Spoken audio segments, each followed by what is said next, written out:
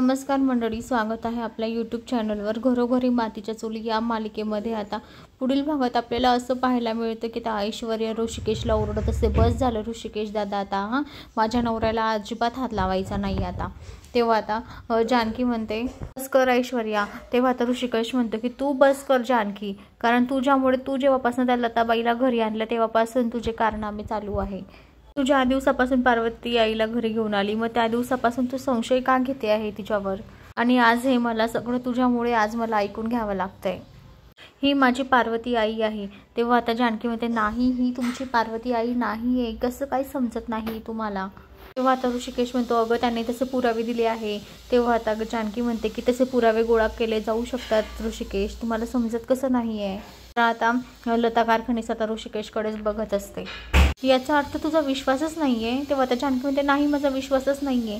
कारण आता ऋषिकेश आणि जानकी हे एक म्हणजे नाटक करत असतात, कारण त्यांना खरं काय सत्य आहे ते जाणून घ्यायचं असतं, म्हणून ते नाटक करण्यामध्येच बिझी असतात. तर आता ऋषिकेश बरोबर लाईनीवर आणत असतो गोष्ट.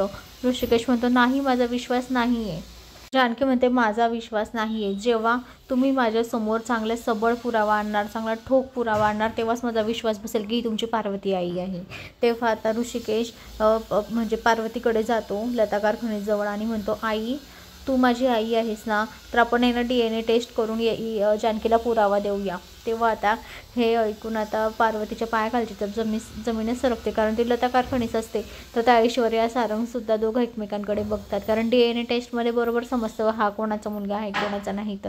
तेव्हा आता इकडं पाणीच उडालेलं लता कारखानीस आणि ऐश्वर्याच्या तोंडचं. तर मंडळी आता पुढे आता जानकी आता सिद्ध करून दाखवणार की ही लता कारखानीस आहे, पार्वती नसून लता कारखानीस आहे.